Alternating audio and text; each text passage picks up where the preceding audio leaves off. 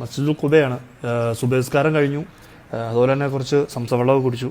ഇപ്പോൾ പള്ളിയുടെ അകത്തുള്ള കാഴ്ചകളാണ് നിങ്ങൾ കണ്ടുകൊണ്ടിരിക്കുന്നത്.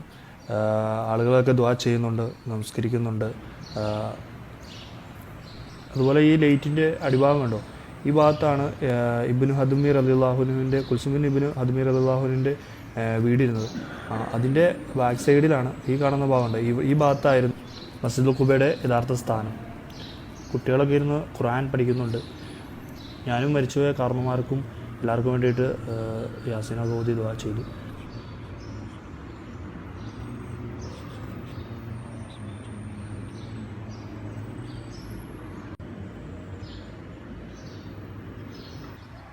ഇവിടെ പിന്നെ ഹറമിൽ കിട്ടുന്ന പോലെ തന്നെ സംസം വെള്ളം ഇഷ്ടംപോലെ വെച്ചിട്ടുണ്ട് കേട്ടോ.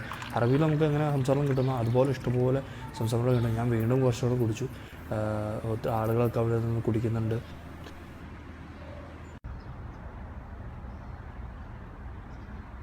ഞാൻ വന്ന സമയത്ത് ഇരുട്ടായതിനാലേ കാഴ്ചകളൊന്നും പുറത്തുനിന്ന് എടുക്കാൻ പറ്റിയില്ല.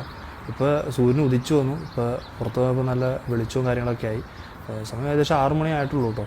സൂര്യൻ അവിടെ നിന്ന് ഉദിച്ചിങ്ങനെ വരുന്നുണ്ട്. പിന്നെ ഈ ഭാഗത്തൊക്കെ മാർക്കറ്റും കാര്യങ്ങളൊക്കെയാണ്. പക്ഷേ ആളുകൾ വരുന്നതനുസരിച്ചാണ് അത് ആക്റ്റീവ് ആവുള്ളൂ. ഈ സമയത്തൊന്നും തുറക്കത്തില്ല, വരുന്നുള്ളൂ. അതുകൊണ്ടാണ് കടകളും തുറന്നു കാണാത്തത്.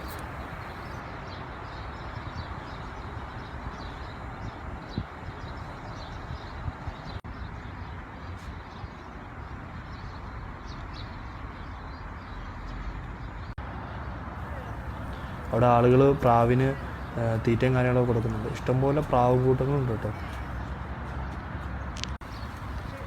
ഈ കുബ എന്ന് പറയുന്ന സ്ഥലം പണ്ട് മദീനയുടെ ഒരു പ്രാന്തപ്രദേശമായിരുന്നു.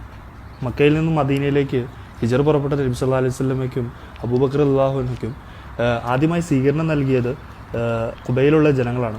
അപ്പോൾ അവരോടുള്ള സ്നേഹസൂചകമായ നബി സല്ലല്ലാഹു അലൈഹി വസല്ലമ കുൽസും ബിൻ ഹദമി റളിയല്ലാഹു അൻഹുവിൻ്റെ വീട്ടിൽ കുറച്ച് ദിവസങ്ങൾ താമസിക്കുകയും അദ്ദേഹത്തിൻ്റെ വീടിൻ്റെ പിൻഭാഗത്ത് ഒഴിഞ്ഞ സ്ഥലത്ത് ആണ് കുബ മസ്ജിദ് നിർമ്മിക്കുന്നത്. ഈ പള്ളി നിർമ്മിക്കാൻ വേണ്ടിയിട്ട് നബി സല്ലല്ലാഹു അലൈഹി വസല്ലമ കൈയും മെയ്യും മറന്ന് പണിയെടുക്കുക എന്ന് പറയില്ലേ, അതുപോലെ തന്നെ നബി സല്ലല്ലാഹു അലൈഹി വസല്ലമ പണിയെടുത്തു വന്ന സഹാബത്തുകളുടെ വചനങ്ങളിൽ നമുക്ക് കാണാവുന്നതാണ്. പള്ളിയിരുന്ന ശരിക്കുമുള്ള ഭാഗം നമ്മൾ ആദ്യം കുറച്ച് മുമ്പ് നമ്മൾ കണ്ടായിരുന്നല്ലോ. അതുപോലെ തന്നെ ഈ പള്ളിക്ക് ഒത്തിരി പ്രത്യേകതകളുണ്ട്. നമ്മൾ താമസിക്കുന്ന റൂമിൽ നിന്നോ വീട്ടിൽ നിന്നൊക്കെ ഒളു എടുത്തിട്ട് വന്നിട്ട് ഇവിടെ വന്ന് 2 റക്അത്ത് നമസ്കരിച്ച് കഴിഞ്ഞാൽ ഒരു ഉംറ ചെയ്ത പ്രതിഫലം ലഭിക്കുന്നതാണ്. നബി സല്ലല്ലാഹു അലൈഹി വസല്ലമ ആദ്യമായി നിർമ്മിച്ച പള്ളിയായതിനാൽ മുഹമ്മദിയ ശരീഅത്തിലെ ആദ്യത്തെ പള്ളി എന്ന പ്രത്യേകതയും മസ്ജിദുൽ ഖുബയ്ക്കുണ്ട്.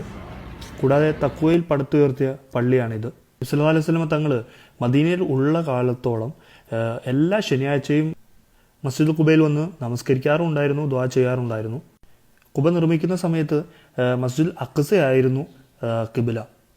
1982 മുതൽ 2005 വരെ സൗദി അറേബ്യയുടെ രാജാവായിരുന്ന കിങ് ഫഹദിൻ്റെ കാലത്താണ് മസ്ജിദുൽ ഖുബ ഈ രീതിയിൽ പുനർനിർമ്മിച്ചത്.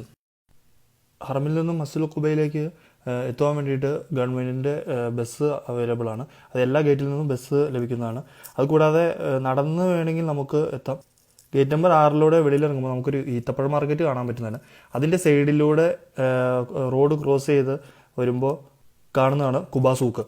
ഈ കുബാ സൂക്കിലൂടെ ആ വഴി നേരെ വരുന്നത് മസ്ജിദുൽ ഖുബയിലേക്കാണ്. അതിൽ വർക്കുകളും കാര്യങ്ങളൊക്കെ പകുതി വഴി നല്ലതാണ്, കുറച്ച് വഴികളൊക്കെ നന്നായിക്കൊണ്ടിരിക്കുന്നു. കുബാ മസ്ജിദിൻ്റെ സുബഹിയുടെ കാഴ്ചകൾ നമുക്ക് എല്ലാവർക്കും ഇഷ്ടപ്പെട്ടു വിചാരിക്കുന്നു. ഇഷ്ടപ്പെട്ടാൽ ഷെയർ ചെയ്യുക, ലൈക്ക് ചെയ്യുക, സബ്സ്ക്രൈബ് ചെയ്യുക. ആരും ചാനൽ സബ്സ്ക്രൈബ് ചെയ്യാൻ പോകരുത്. എല്ലാവരും ചാനൽ സബ്സ്ക്രൈബ് ചെയ്താൽ കണ്ടിട്ട് മാത്രമേ പോകും.